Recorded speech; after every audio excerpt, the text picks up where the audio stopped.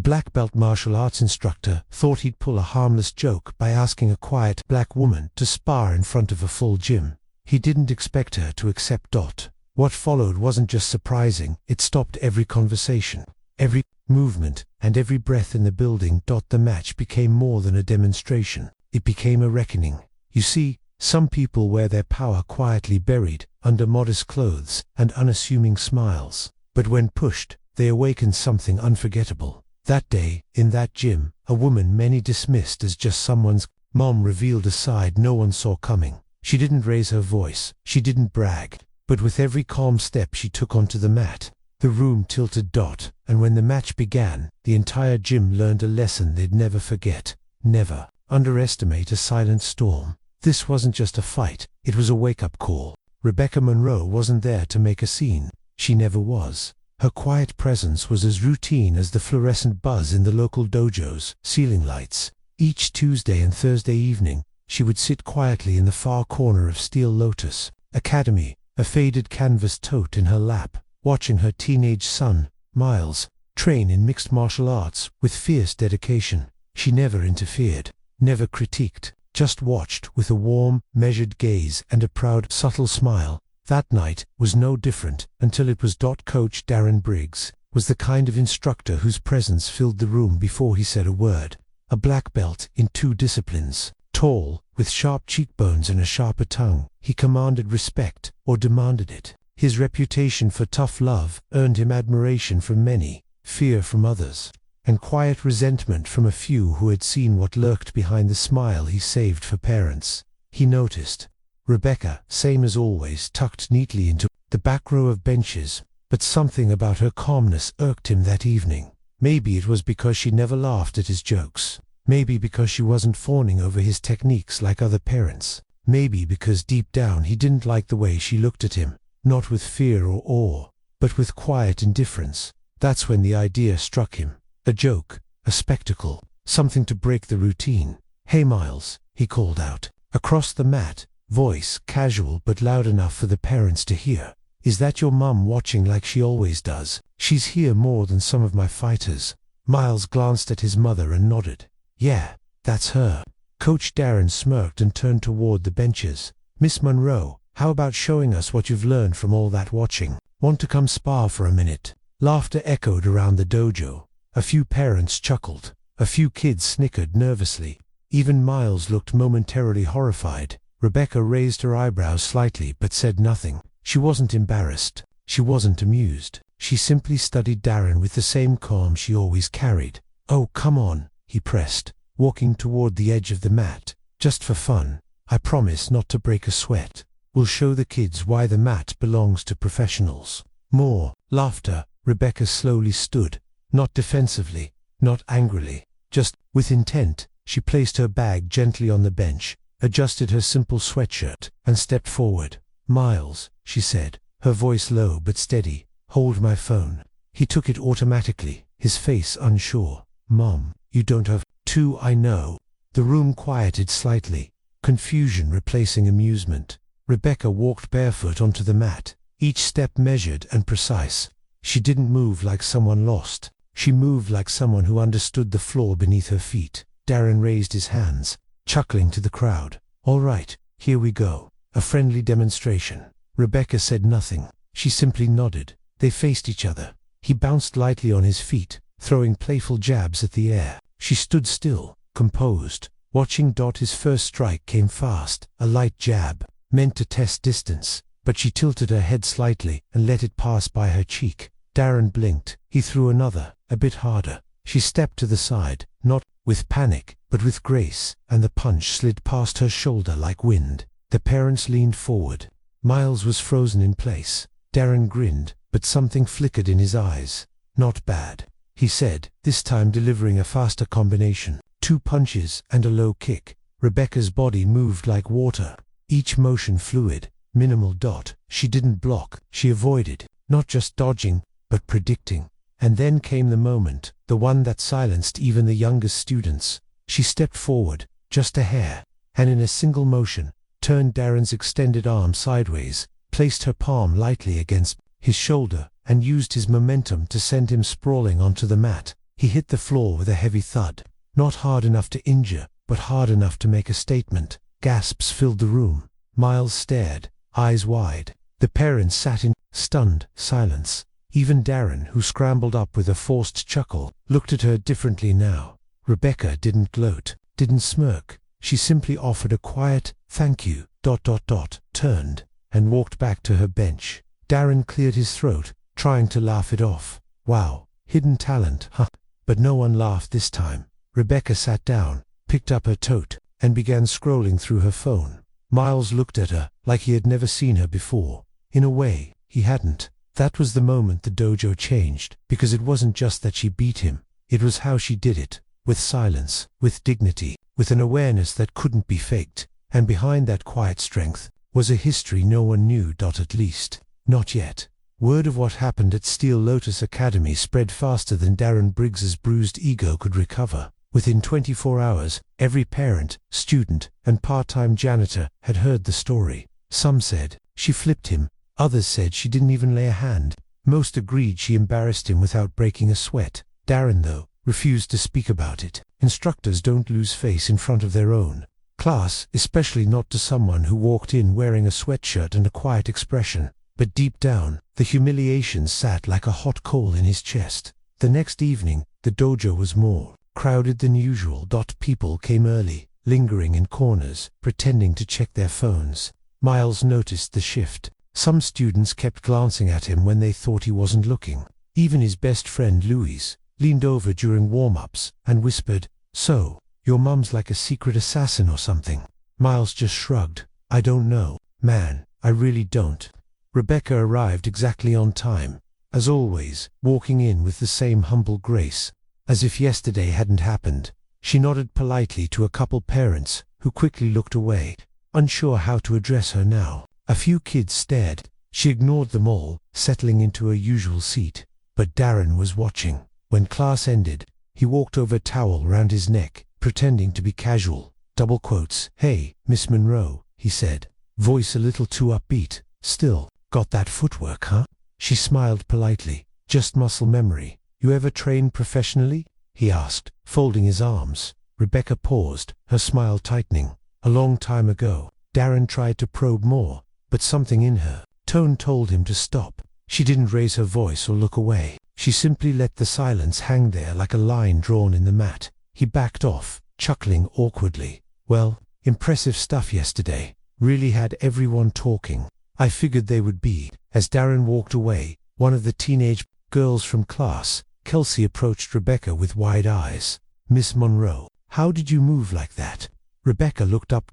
The girl was maybe 15, small, with nervous hands, and a bruised ego from having been publicly corrected by Darren earlier that week. "It's not about being fast," Rebecca replied gently. "It's about being calm. You don't need to chase power. You just need to listen." Kelsey blinked. "To what?" Rebecca smiled. "Everything." Kelsey walked away with more questions than answers, but with new fire in her chest. That night, as Miles and Rebecca rode home in silence, he finally asked, "So, were you, like a fighter? For real?" She didn't answer right away. Instead, she stared through the windshield at the passing streetlights, her face still and unreadable. "I was where," she finally said, "a long time ago." Miles leaned forward, like, "How serious are we talking?" She glanced at him. "Serious enough that I don't talk about it lightly." And just like that, the conversation ended. But Miles couldn't stop wondering. In a nearby city, in an old gym that smelled of iron, sweat, and nostalgia, a dusty photo hung crooked on a wall. It was from a long-forgotten match, two fighters in midair, frozen, in the middle of a brutal exchange. In the corner of the image was a name written in silver. Marker, Rebecca Silent Storm Monroe. The woman in the picture didn't smile. She didn't pose. Her eyes were cold and focused, like she could already see 5 moves ahead. That name hadn't been mentioned in fight circles for years. Some thought she retired. Others thought she vanished. But anyone who remembered knew this: she never lost, and then she disappeared. Back at Steel Lotus, Darren wasn't done. His bruised ego pushed him further than logic. He couldn't stop thinking about that moment, the flip, the silence, the way she didn't even gloat. That made it worse. If she'd rubbed it in, he could have laughed it off. But she didn't. She acted like she'd done it before, and that scared him. The next class, he pulled out a clipboard, pretending to do a student parent appreciation day. He called it an opportunity for kids and parents to bond, to demystify the martial arts lifestyle. But everyone knew what it was, a setup. Anyone who wants to participate in a light spar. We'll do some demos next class, he announced. Let's see which parents have been paying attention all these months. A few parents laughed nervously. One or two joked about signing up, but Darren's eyes never left Rebecca. She said nothing. She didn't need to that night. Rebecca sat alone in the living room, a box on her lap. Miles was asleep, unaware that his mother was digging up a part of herself she had buried years ago. Inside the box were fragments of another life, tournament medals, worn wraps, photos of training, camps in dimly lit gyms across the country. But at the very bottom, wrapped in soft cotton, was a belt black, frayed at the edges, worn from years of battle. Rebecca stared at it for a long time. Then, softly, almost to herself, she whispered, "You wanted me to forget, but I never did." In her mind, a voice echoed her old coach. The last words he said to her before she walked away forever. "You don't fight to win, Storm. You fight to remind them they were wrong to doubt you. And maybe, just maybe, it was time." They remembered. The day of the parent demo came faster than anyone expected. Steel Lotus Academy was already buzzing before class even started. Folding chairs lined the edges of the mat. Younger students whispered and giggled, unsure what to expect, but all hoping for spectacle. Darren Briggs stood front and center, stretching dramatically like a prizefighter. He wore a fresh black belt GI that gleamed under the overhead lights. His usual confidence had returned, at least on the surface. He cracked jokes, nudged students playfully, and laughed just a little too loud. But his eyes kept drifting to the door, waiting for her. Rebecca Monroe arrived 5 minutes early. Same understated outfit, sweatshirt, black joggers, simple sneakers, no makeup, no flair. But something had shifted. She didn't take her usual seat. She walked straight across the mat and stood near the students, expression unreadable. Darren's smile faltered, but he recovered. Well, glad to see your game, Miss Monroe."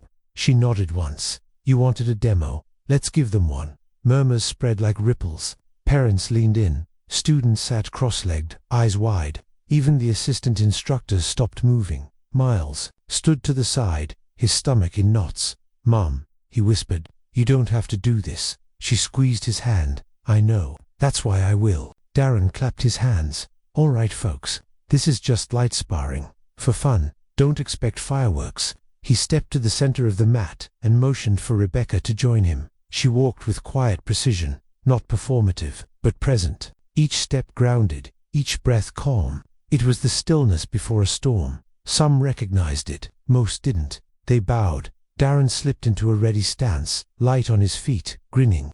Rebecca stood still, hands down, watching. He circled. She didn't move. He feinted a jab. She blinked, but didn't react. He threw a light kick toward her side, more show than contact. She sidestepped with such subtlety, it looked accidental, but everyone saw it. He frowned. "Come on, Miss Monroe. You can move, right?" She didn't answer. He came in faster now. 2 punches. A sweeping low kick. Classic combo. Rebecca moved. Like wind. No flash. No flinch. She dipped just enough to avoid the punches, and stepped back from the kick with surgical precision. The room gasped now. Darren's grin faltered. He charged again, harder this time. A sharp elbow, a shoulder feint, a pivot strike. Moves he drilled for years. She leaned aside, brushed her palm against his wrist, and redirected him with a soft, flowing turn of her torso. He stumbled, not a fall, but enough. Laughter rippled through the students. He straightened, tried to laugh it off. "You've done this before, haven't you?" She answered, her voice calm, clear. "Yes." She didn't elaborate, didn't posture, just stood there, in perfect control. Now the room was silent. Even Miles stopped breathing, and in the very back of the dojo, an elderly man stood quietly, arms crossed, eyes narrowed. Master Kim. Retired, unannounced. Watching. Darren's single quotes as pride flared. He launched a real strike, not full power, but close. A spinning back fist meant to graze, maybe scare her. Rebecca ducked cleanly, so cleanly the wind of the swing ruffled her curls. Then, For the first time, she stepped forward. Her hand touched his chest, gently, deliberately. Darren staggered backward. No force, no strike. Just control, timing, mastery. The room finally understood. She wasn't just a parent who used to box for fitness. She was trained, deeply, thoroughly, dangerously. The whispers began. She's legit. That was insane. Why isn't she teaching here? Even Darren heard them. He stepped forward again, now reckless, stance sloppy, ego unraveling. He threw a wild overhand punch, big, obvious, desperate. Rebecca pivoted, caught his wrist, shifted her weight, and flipped him, not violently, but decisively. Darren landed flat on his back, staring at the fluorescent lights. The dojo was dead silent. Rebecca didn't bow, didn't smirk. She stepped back, nodded, grabbed her tote, then turned to her son. "Let's go, baby." Miles could only nod. They walked out together, past the frozen crowd, past the stunned instructors, past Darren Briggs, still sitting on the mat, ego shattered. Behind them, the room buzzed again. Not laughter, not chatter. That night, in their quiet apartment, Miles finally asked, "Mum, who are you?" She sat across from him at the kitchen table, didn't flinch. "I used to fight," she said, "professionally, like tournaments." She paused, "Like the cage?" Miles blinked. "Cage? You mean MMA?" She nodded once. He stared at her. "No way." She stood, walked to the hall closet, and pulled out a box buried beneath blankets. Inside was a belt. Heavy, silver-plated, worn. It read, "World MMA Women's Lightweight Champion." He ran his fingers over it like it was ancient treasure. "You were a champion 3 times, she said softly. His breath caught. "Why didn't you ever tell me?" Rebecca sat down again, voice lower now, almost a whisper. "Because I didn't want you to grow up in that world. I left it behind after." She stopped. Her voice broke for the first time. "After what?" She looked away. "Someone I loved died the night before my biggest fight. I never stepped back in the ring after that." Miles sat in stunned silence. Then Rebecca added, steady now, "But maybe it's time I stop hiding." Outside, the city was quiet, but inside their home, the storm was beginning to stir again. Steel Lotus Academy hadn't felt the same since the parent demo. Coach Darren Briggs still showed up, still taught, still ran drills, but the swagger, gone. He barked less, smiled less, corrected form. Without sarcasm, parents whispered, "He's off." Instructors knew better. He wasn't angry. He was afraid, not of getting hurt, but of what had been revealed, that someone he dismissed, someone who didn't fit his vision of power, had dismantled his authority without even trying. He couldn't forget the look in her eyes, not proud, not cruel, just certain. That kind of certainty came from one place, the top, the cage, the world stage. That week, 3 more parents asked about Rebecca Monroe. One even asked if she was opening her own gym. She WASN single quotes T, not yet, but word traveled, and it traveled far. One evening, a man named Coach Vicente walked into the dojo unannounced. Older, scarred down one brow, cauliflowered ears. His story was written on his skin. He didn't speak. He stood by the glass wall during class, arms folded, watching. When practice ended, he walked straight into Master Kim's office. "Is it true?" Master Kim didn't even look surprised. "You came all the way from Riverside to ask?" Vicente nodded once. "They said Silent Storm showed up here. Flipped a black belt on a Tuesday." Kim gave a faint smile. "It's true." Vicente let out a low whistle. "She's still alive. Not only alive, she's watching her son train, quietly, like a mother." "She training anyone?" "No." "Fighting again?" "No." Vicente leaned against the wall. "I was in her corner once, Atlantic City. Lopez fight. That elbow finish." Master Kim nodded. "I remember." Vicente's voice dropped. "She was born for war.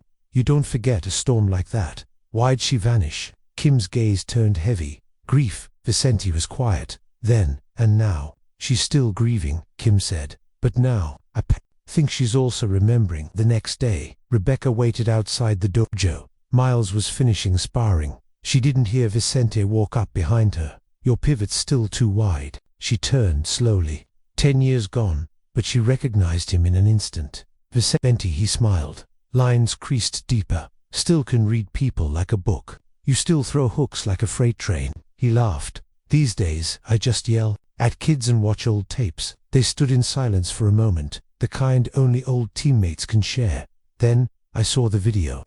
Vicente said softly. Rebecca winced. Of course there's a video. Vicente shrugged. Darren had it coming. That foot sweep was art. I didn't want to humiliate him. You didn't. You reminded him, he's not top of the food chain. There's a difference. She didn't respond. He stepped closer. You thinking about coming back? I'm not that person anymore. You don't have to be.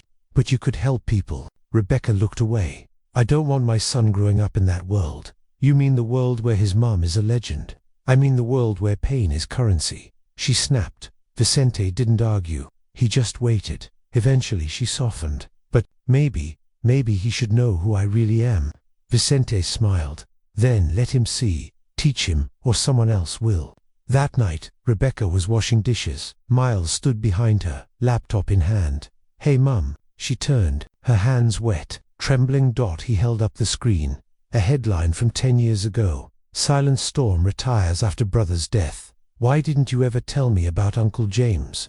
Rebecca dried her hands, sat down, exhaled. I thought if I didn't talk about it, it wouldn't hurt as much. Was he the reason you stopped fighting? She met his eyes. He was the reason I started. He believed in me when no one else did. But when I lost him, it felt like the fight was gone too. Miles placed the laptop down, reached for her hand. You didn't lose the fight, Mom. You just carried it somewhere else. For the first time in years, Rebecca cried, not from weakness, but from release. 1 week later, she stepped onto the mat, not as a parent, not as a former fighter, as a mentor. Darren had offered a quiet olive branch, a short conversation, barely above a whisper. If you're willing, I think the kids would learn more from you in a minute than they've learned from me in months. She nodded. That Saturday morning, 20 students sat cross-legged, eyes wide, hearts pounding. Rebecca stood in front of them, hands behind her back. My name is Rebecca Monroe, she began. But a long time ago, they called me Silent Storm. The room fell into a hush. I wasn't the fastest, I wasn't the strongest, but I learned something most fighters forget. Stillness is a weapon. If you master yourself, you don't need to dominate others. She looked directly at the row of girls in the back. Especially you, the quiet ones, the underestimated. Don't let anyone tell you strength looks a certain way. It lives here. She tapped her chest. And here, she tapped her temple. Then she bowed. It wasn't a comeback, it was rising. From that day forward, the dojo began to change, not overnight, not loudly, but in steady, visible ways. Coach Darren no longer barked out commands from his pedestal. He began watching, listening, sometimes even stepping back, while Rebecca guided the drills. She never asked for authority, but authority began to gather around her. It started when one of the students, a lanky boy named Jordan, who'd always struggled with footwork, stayed behind after class. Miss Monroe, he said nervously, can you help me with that pivot you used on Coach Briggs? Rebecca nodded, motioning for him to step onto the mat. She guided his form, adjusted his angle, then told him to slow down and breathe. You're rushing, she said gently. Not because you're fast, but because you're scared of being too slow. He blinked, stunned. Double quotes. No one ever said that to me before. No one ever watched you properly, she replied. Word spread. Within a week, 5 more kids were asking her for help. Girls, boys, especially the quiet ones, especially the ones who had once felt ignored by Darren's brand of loud instruction and competitive posturing. Biles sat in the corner one evening, watching his mum coach a group of students through movement drills. It felt surreal. She didn't raise her voice. She didn't correct harshly. She demonstrated once, slowly, then again faster. Then she stepped back and let the students try, only interjecting with soft, specific adjustments. He'd never seen someone command so much respect, without saying much at all. Your mom's cool, Luis muttered, beside him. Like ninja-level cool. Miles nodded, a bit dazed. Yeah, she really is. For the first time, he wasn't embarrassed by his mum being in the dojo. He was proud, but not everyone was comfortable with the change. Some parents especially, the ones who had always admired Darren's no-nonsense discipline, began to murmur. She's just a guest, one muttered. She's not certified here, another added. What if she teaches something wrong? Coach Darren heard them all, but said nothing. He stood by the edge of the mat, arms crossed, watching Rebecca teach his students better than he ever had. Part of him still simmered with humiliation. But another part, one he hadn't listened to in years, felt something else, that respect. She wasn't showing off. She wasn't trying to take over. She was simply giving, and people could feel the difference. But ego is a slow beast to surrender. So, when one of the assistant instructors joked to Darren, "Better watch out, man, pretty soon we'll be renaming this place Storm Dojo," Darren didn't laugh. Instead, he began plotting a way to take control back. The opportunity came 2 weeks later. Darren announced an open exhibition event, Strength and Spirit, a community showcase. All students and parents were invited. Demonstrations, light sparring, and speeches by instructors were scheduled. He made the announcement in front of the class with a tight smile and eyes that barely glanced toward Rebecca. "This will be a chance to remind everyone what we stand for. Here, discipline, skill, and tradition." Rebecca stood still at the back, her arms folded, her face unreadable. She could sense it. This wasn't just a showcase, it was a test, a challenge wrapped in politeness. After class, Darren approached her. "Miss Monroe," he said, voice measured, "I'd like you to do a short demo too. Maybe a kata or self-defense sequence. 5 minutes, something tasteful." She raised an eyebrow. "Tasteful?" He smiled, tight and smug. "You know, nothing too flashy. Keep the audience engaged, but let's not turn it into a one-woman show." She knew exactly what he meant. He wanted her on the schedule, but boxed in, controlled. For a moment, she considered declining altogether, but then she looked past him at the row of students watching, waiting, hopeful, and she knew this wasn't about Darren. It never was. It was about them. "I'll be there," she said simply. The week leading up to the event, Rebecca trained after hours, not alone with Miles. "Come on, Mom, show me the real stuff," he begged one evening. She smiled. "You sure you might not like knowing your mom can break a rib with her pinky?" He grinned. "Show me anyway." They moved furniture, rolled out a yoga mat, and spent hours going over breathing drills, pivot mechanics, timing games. She taught him the quiet skills: how to read a person's eyes, how to listen with your body, how to strike without anger. "You don't hit to prove anything," she said. "You hit to remind them they're wrong about you." That stuck with him. The day of the showcase arrived. Steel Lotus was packed, more crowded than it had ever been. Students in crisp GIs, families in the bleachers, local reporters with notepads. Even Master Kim sat quietly in the corner, observing Darren. Welcomed the crowd with a microphone in hand. Walking confidently across the mat, he performed a tight kata. Assistant instructors broke boards. A few students sparred. The audience clapped politely, murmuring praise, and then Darren's voice rang out again. "Next up, we have a special guest. You've seen her in the dojo. You've heard the stories. Now you'll see for yourselves." He gestured toward her. Miss Rebecca Monroe. Silent storm. A ripple moved through the crowd. Phones rose. Parents straightened. Students buzzed with anticipation. Rebecca stepped onto the mat, barefoot.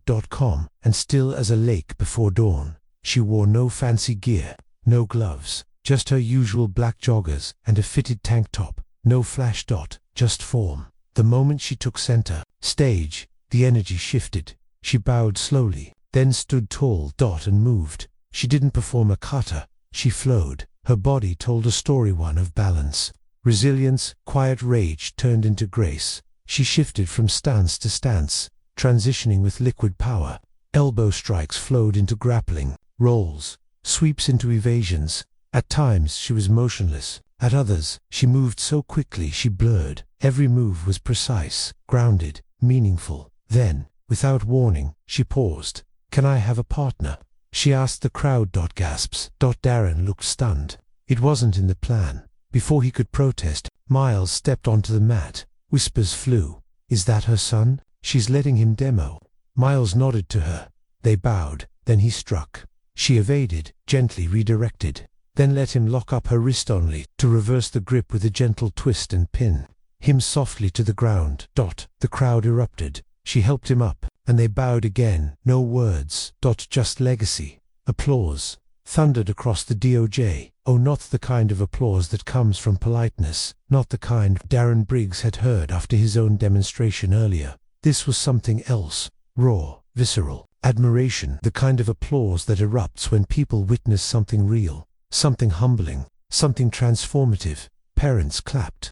Students stood, Some shouted Rebecca's name. Silent Storm had returned not with arrogance, not in fury, but with measured grace and undeniable power. And Darren was watching it all unravel from the edge of the mat. He clapped too, but his hands stung, because, somewhere deep inside, where ambition and shame collided, a voice was screaming, "This was supposed to be your moment. She was never meant to steal it." After the showcase, students crowded Rebecca. "Can you teach more classes? Will you show us how to do that role you did with Miles? You're way cooler than Coach Darren." No offense. Rebecca smiled gently, deflecting praise as she answered each child with grace. "We all have something to learn, even me." Meanwhile, Darren stood alone near the locker room door, the applause still echoing in his ears like a cruel echo. He didn't feel defeated. Not entirely. He felt challenged, threatened in a way no fight had ever made him feel. This wasn't just about martial arts anymore. It was about relevance, about pride. And if he was honest about control, that night, the dojo was empty, except for Darren and his most trusted assistant instructor, Nate. "She's good," Nate admitted, wiping sweat from his brow. "More than good. She's next level." Darren didn't respond. "She's not even trying to take over, man," Nate added. "She's just doing what you always say. Martial arts is about lifting others." Still nothing.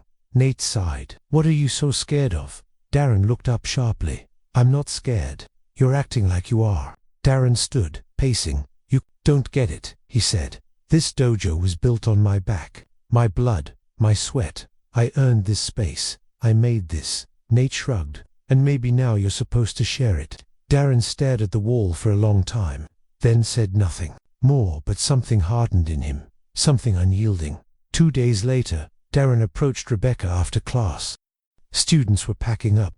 The energy in the room was warm, alive. She had just finished coaching a small group through slow, controlled takedowns. "You have a minute?" he asked. Rebecca stood, reading the challenge in his voice before he said another word. "Sure." They stepped onto the mat. He kept his tone even, but the edge was there. "You've been doing a lot of teaching lately." She tilted her head. "I only step in when asked." "I know, and oh good." He paused. "Really good." She said nothing, waiting.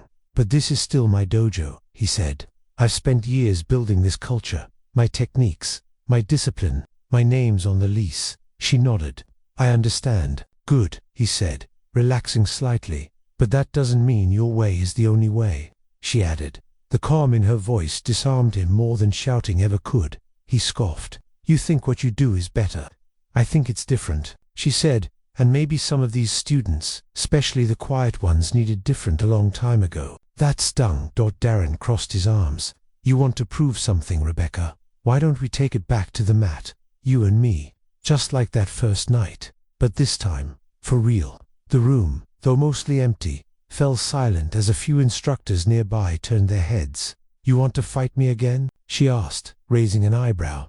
He shrugged. "Not a brawl, just a formal sparring match. You against me, clean, controlled, full gear, in front of everyone." She exhaled. "Why?" "Because they respect you more than me now, and I need to remind them who I am." Rebecca held his gaze. "No," she said plainly. Darren blinked. "What?" "I don't fight to prove I'm stronger. I fight to remind people strength isn't what they think it is." He took a step closer. "Then prove it again. One match. Not to humiliate, not to win.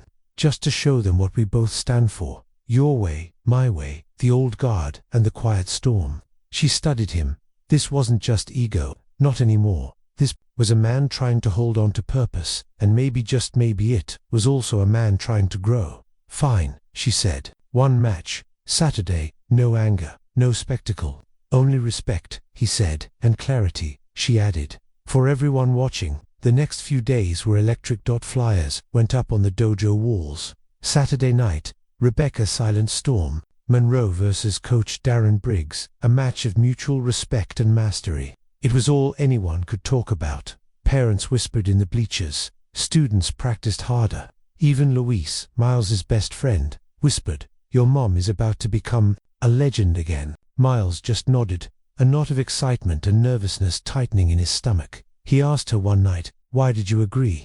Rebecca didn't hesitate. "Because sometimes we don't fight to beat someone. We fight to set something free." Saturday arrived. Steel Lotus was packed wall to wall. The room buzzed like a stadium before the bell.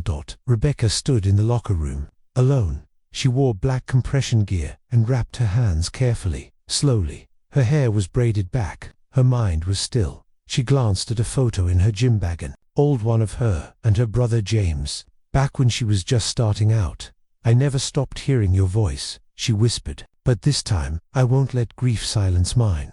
Across the hall, Darren sat on a bench, lacing up his gloves. He looked into the mirror, not for vanity, but to study the man looking back. "I'm not who I used to be," he murmured, "but maybe I can be better." He stood, walked out, and stepped into the storm. The lights above the mat dimmed, casting a soft glow over the center circle. Phones rose silently. Conversations hushed. The air inside Steel Lotus Academy was so still. Even the younger students felt it. Something important was about to happen. Coach Darren Briggs stood at one end of the mat, stretching his arms, gloves on, head bowed slightly. Every movement was calculated, composed, and familiar. This was his home turf, and tonight it mattered more than ever. Across from him, Rebecca Monroe stood barefoot, expression calm, her hands loose at her sides. She didn't bounce. She didn't pose. She just was. Every inch of her body radiated. Focus, not intensity, not aggression, control. The crowd surrounded them in a wide circle. Instructors flanking both sides. Master Kim seated silently in the back row, watching every detail with the eyes of a man who'd seen too much to be easily moved. And yet he leaned forward. Darren nodded to the ref. Rebecca nodded too. They stepped forward and bowed. The bell rang. Darren moved first. He always did. Fast footwork, tight guard. He snapped out a series of testing jabs, meant to measure, not damage. Rebecca didn't flinch. She didn't even raise her hands at first. Instead, she read him every breath, every feint, every shift in his hips. The third jab came faster, aimed high. She dipped her head just slightly, letting the glove cut the air inches from her temple. A few spectators gasped. She stepped back, calm as ever. Darren circled. She followed, slow, even steps, eyes never leaving his center. Then he struck again. A low kick, pivoted and fast. She raised her shin and blocked. Perfectly timed, then countered with a single open palm strike, not to his face, but to his shoulder, redirecting his balance and forcing him to reset. Not an attack, a statement. By the end of the first round, Darren was breathing harder. Rebecca hadn't thrown a flurry. She hadn't needed to. She'd spent 3 minutes dismantling his rhythm, forcing him to adjust every movement, every instinct. His confidence was still intact, but chipped. The bell rang. They returned to their corners. Nate leaned toward Darren. "She's not trying to knock you out." "I know," Darren muttered. "She's teaching you something." Darren looked across the mat. Rebecca sat cross-legged, eyes closed, breathing slow, at peace, and that unnerved him more than anything. Round 2 began. This time, Darren came in faster, more aggressive. He threw a left hook, ducked low, then came up with a rising elbow, one of his signature sequences. Rebecca spun away, clean, graceful, effortless. She returned fire, not with fists, but with footwork. A subtle trip caught him, off guard, forcing him to pivot hard to regain footing.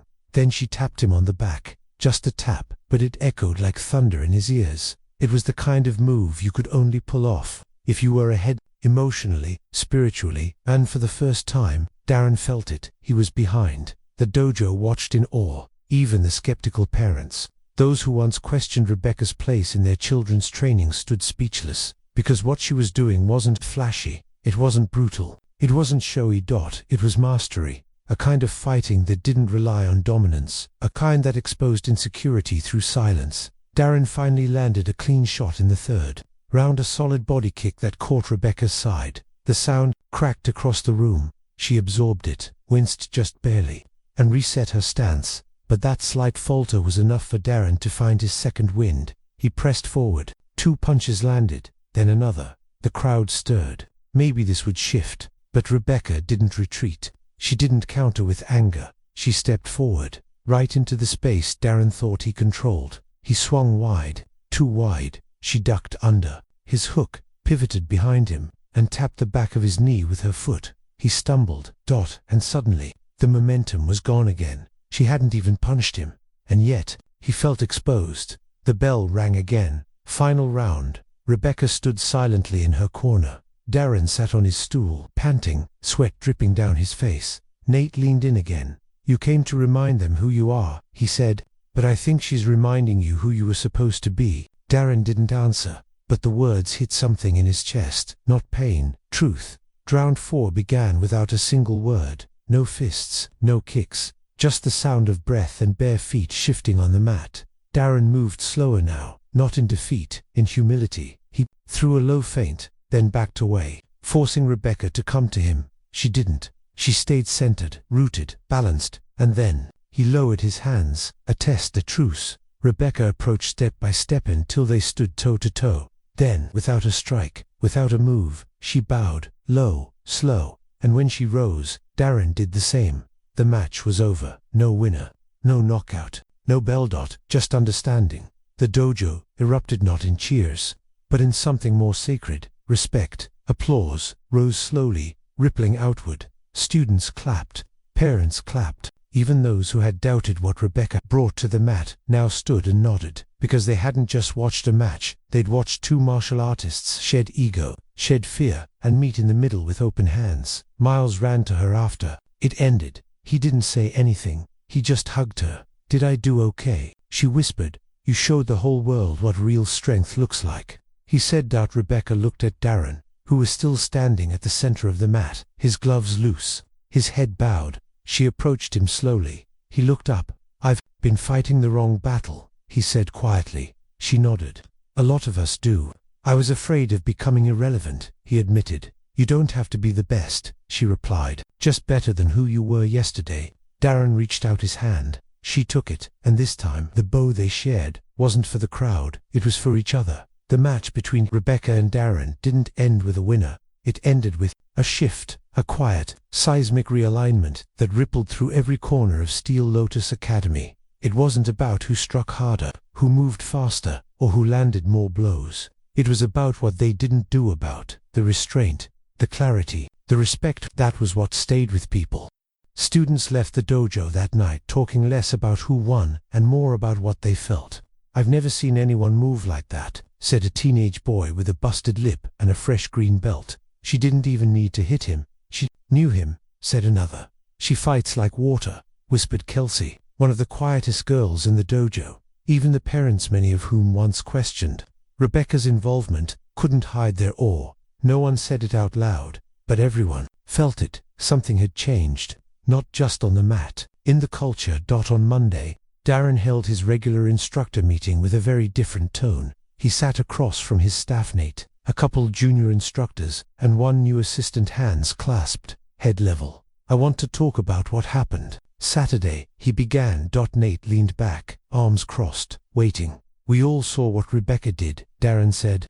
"And not just during the fight. I mean how she carried herself, how she handled the kids, how she taught without ever raising her voice." Nobody interrupted. "I built this dojo on toughness," he continued, "on grit, on pushing through, and I'm not ashamed of that. But I also see now that something was missing." He paused, then looked around the table. "I was missing balance." There was silence. Then Nate smiled, nodding once. "She taught me a lot that night," Darren said, "and it's time we change some things, not because we're weak, but because we're growing." The changes came gradually but unmistakably. The drills grew quieter, more deliberate. Coaching became more focused on self-awareness and breathing, not just speed and impact. Students were encouraged to speak up, to reflect, to fail and try again, not with punishment, but with presence. And every Thursday evening, Rebecca started leading a new class unofficially at first, a free-form open session open to anyone who wanted to train differently. The class was mostly filled with shy students, kids who hated yelling, kids who loved rhythm and control, girls who'd never felt safe in a sparring circle, boys who were afraid of being labeled soft. In Rebecca's class, they didn't just learn martial arts, they learned ownership. Miles watched his mom teach, week after week. At first, he was just proud, then fascinated, then inspired. One day, he stayed after her class. "Can you show me the thing you used in round 2? He asked. "The side pivot, when he tried to sweep your leg." Rebecca smiled. "You noticed that?" "I've been watching the video every day." She laughed, then motioned him forward. They drilled the move, again and again. "You're overstepping," she said. Think smaller. Think quieter. He reset. Moved again. Better. You're starting to feel it, she said, a flicker of pride in her eyes. Miles nodded. I want to compete.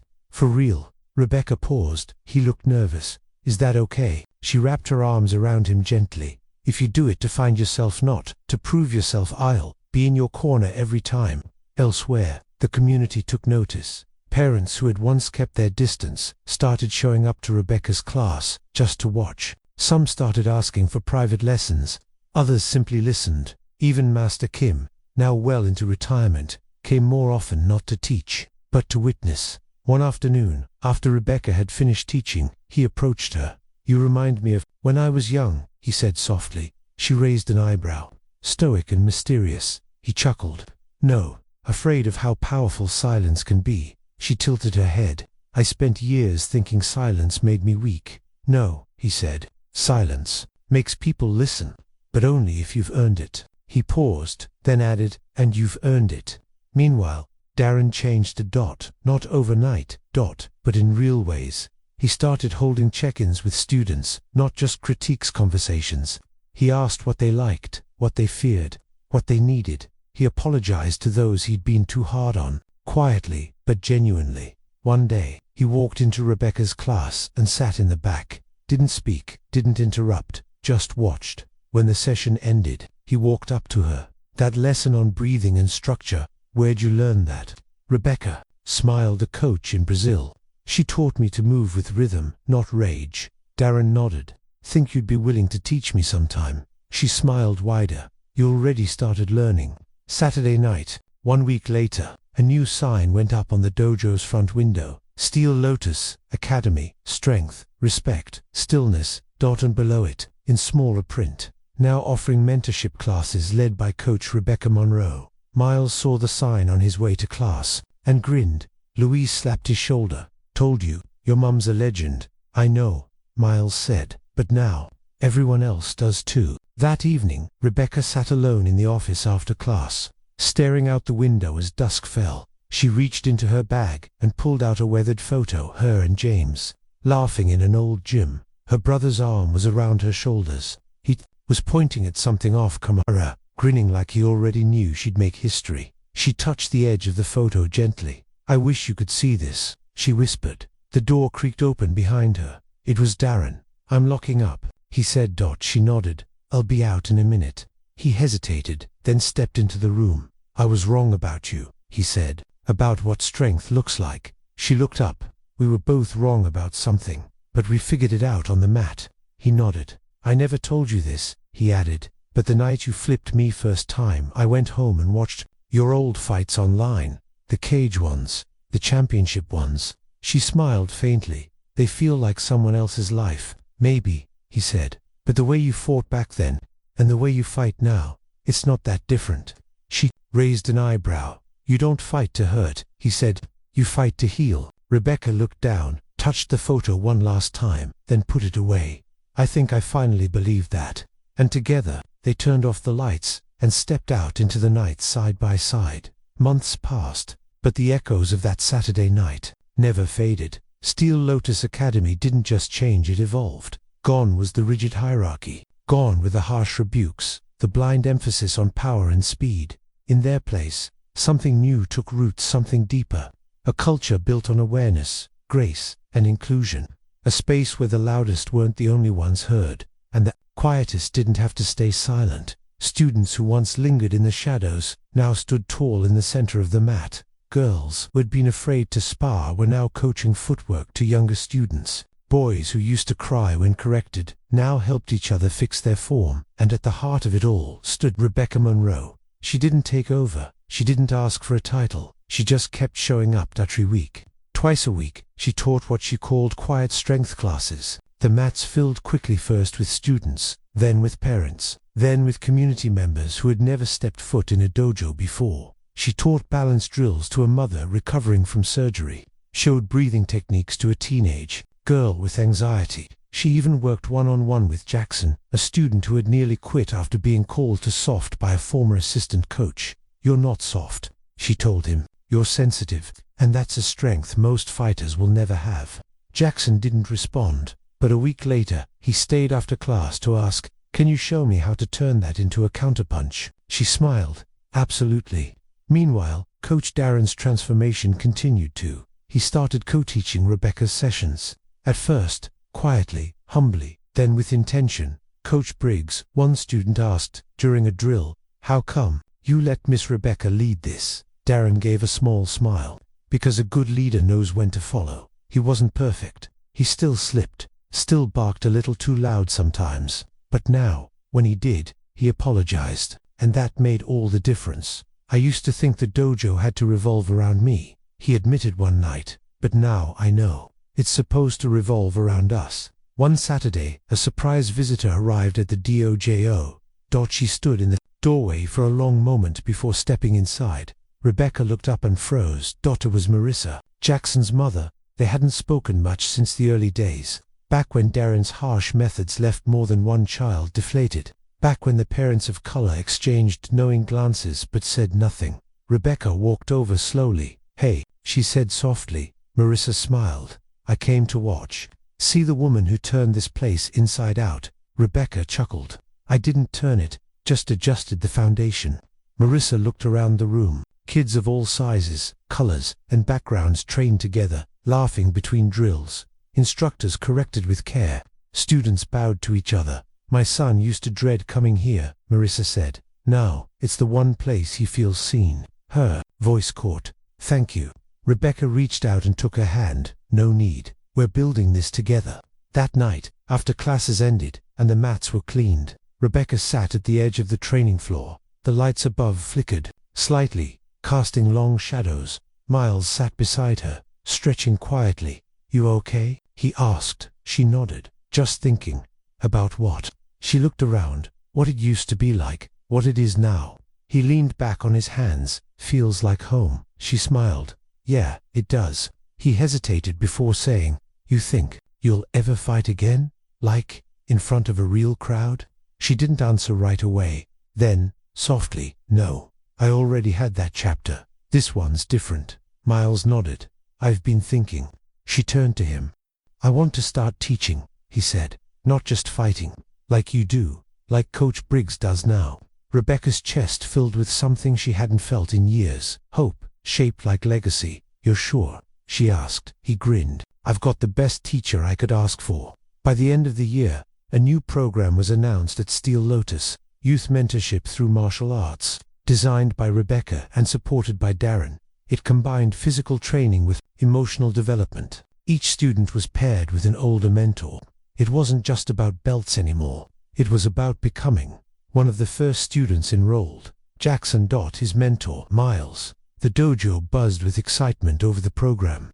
Parents brought younger siblings. Teens who once doubted themselves started applying to assist classes. Even Master Kim, now rarely seen outside the back office, hung a new calligraphy scroll in the main room. It read, "Strength through stillness, power through presence." Beneath it, he quietly signed, "For Rebecca Monroe." Rebecca's influence extended far beyond the walls of the dojo. Local schools invited her to speak at career days. A university asked her to give a workshop on resilience. She even began recording small video lessons, not for fame, but for access, so that any young person, anywhere, could learn the fundamentals of balance, defense, and dignity. Her following grew, quietly, authentically. She was never flashy, never loud, just steady, like the name she once carried into the ring. Silent Storm. One evening, as she left the dojo with Miles, the sun was setting in soft amber streaks across the pavement. She paused outside the door and looked up at the sign again. Steel Lotus Academy. Strength, respect, stillness. "I never thought I'd come back to this world," she said. "But I'm glad you did," Miles replied. "You didn't just come back. You changed it." She reached for his shoulder and squeezed gently. "No," she said. "We changed it." They walked down the street together, mother and son, under a sky painted with every color of transformation. A year had passed since the day Coach Darren Briggs jokingly challenged Rebecca Monroe to a match on the mat. It felt like a lifetime. Go back then, she was just Miles's mum, a quiet observer tucked in the corner of Steel Lotus Academy, watching from the shadows. Back then, the gym was still a place where only certain voices were heard. and respect was measured by how loudly someone hit the mat. Now, the dojo was something else entirely. It had become a sanctuary, a space for growth, humility, healing, but more than that, it had become a place of legacy. On the anniversary of their match, the dojo hosted its largest event yet, the Silent Storm community exhibition focused on inclusive martial arts. It wasn't just about competition, it was about character. Families from across the region attended. Students from different schools and systems came to observe. For the first time, Steel Lotus Academy was no longer just a gym in a quiet neighborhood. It was a movement. Rebecca didn't headline the event. She insisted the day be focused on the students. But Darren had other plans. Halfway through the event, he called everyone to attention. "I'd like to say something," he announced, stepping onto the mat with a microphone in hand. The crowd quieted. "There's someone here today who changed this place more than any championship or black belt ever could. Someone who reminded us that the strongest voice in the room doesn't always come from the loudest person, but from the one who listens, who teaches, who leads by example." He turned to Rebecca, seated off to the side with Miles and a few other instructors. "Coach Rebecca Monroe, Silent Storm, please join me." Applause erupted. She stood slowly, a little embarrassed, a little proud, and made her way to the center of the mat. Darren handed her the mic, then bowed deeply. The room followed. Rebecca looked out over the crowd. Students she had coached, parents she had counseled, instructors who now leaned on her for wisdom. She didn't prepare a speech. She didn't need to. "When I came here," she began, "I wasn't trying to be anyone special. I was just trying to keep quiet, to stay small." She looked around. But sometimes, you don't get to choose how big your presence becomes, not when people are watching, and especially not when the next generation is looking for someone to follow. She paused. "I didn't fight to win. I didn't teach to be right. I did it so that no kid here would ever have to wonder if they belong on this mat." A long silence, then cheers. Not wild, not chaotic, just honest. After the event, Rebecca was the last to leave. She stood by the back wall, staring at the scrollmaster Kim had hung months before. Strength through stillness, power through presence. She reached out and touched the edge of the frame. A voice startled her. "You still think about him, don't you?" It was Master Kim. She nodded. "Every day. James would be proud of you." Rebecca's throat tightened. "I used to think I failed him," she said quietly. "When I walked away from fighting, I thought I was walking away from everything we built." Kim shook his head. "You didn't walk away. You just waited for the right reason to step back in." She smiled. "Miles was that reason." "No," he said. "You were the reason. You just didn't know it yet."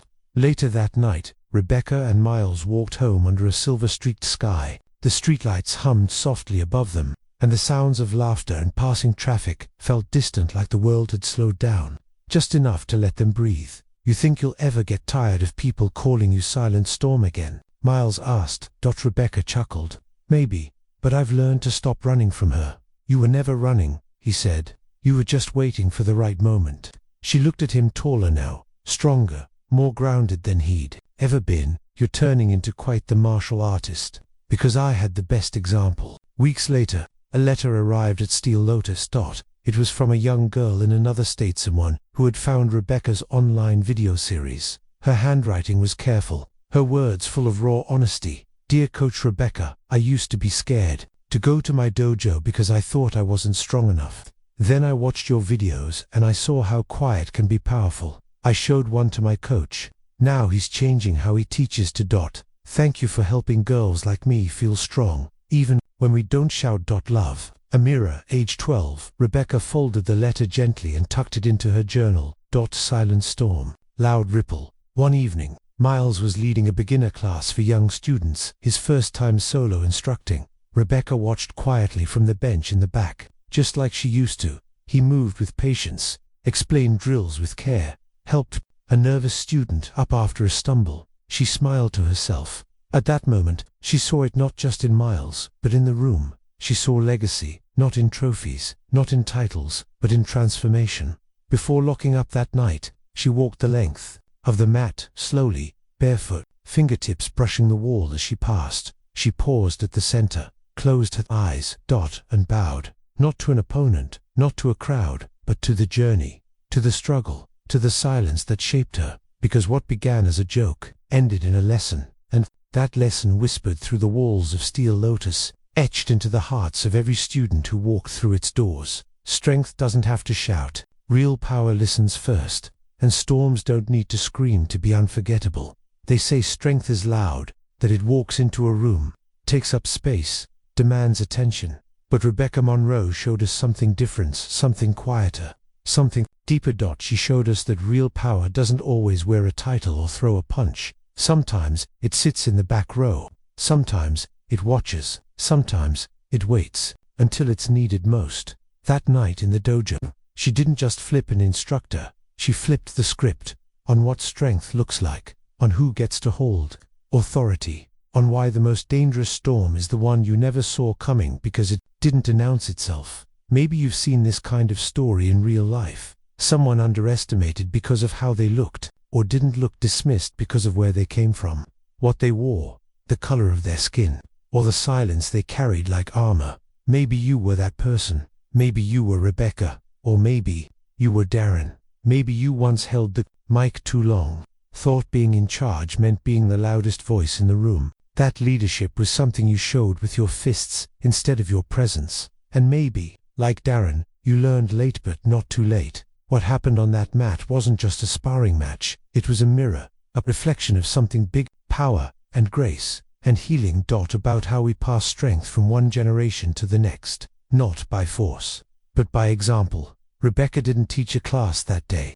She lived a lesson. She reminded everyone watching that the strongest people in the room are often the ones who've been quiet the longest. Not because they lack something, but because they've been carrying everything. And when they finally step forward, it's not to be seen, it's to change what people see. So now we ask you, have you ever been underestimated? Have you ever had to stay quiet in a space where others were louder, bolder, maybe even less qualified?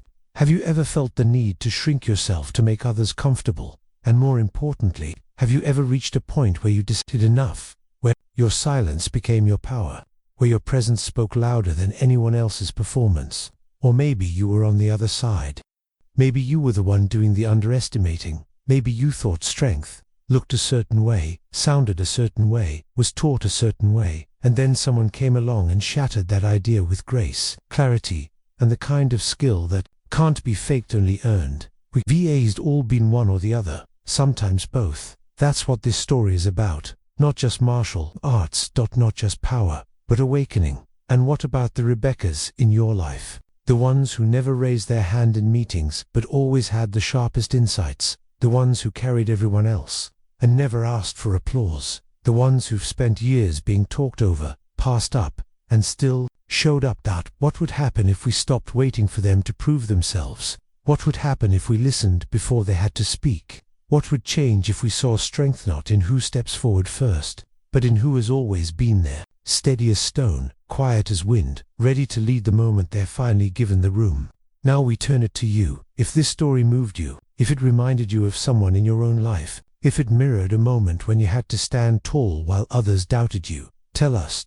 Share your story. Drop a comment below. Whether you're the silent storm, the person who witnessed it, or the one who learned from it, we want to hear from you. Because stories like Rebecca's, they don't end on the mat. They echo in classrooms, in boardrooms, in homes, in gyms, in every place where someone underestimated finally steps forward. They remind us that real strength isn't about domination, it's about dignity. And if no one has told you this lately, you don't have to shout to be powerful. You don't have to fight to be heard. But if you do choose to fight, let it be for something that matters. Let it be for the people who are watching, waiting, hoping for someone like you to go first. Let it be with grace. Let it be with presence. Let it be with silence that makes the whole room stop. Because sometimes, the most unforgettable force in the room isn't the loudest voice, it's the calmest one.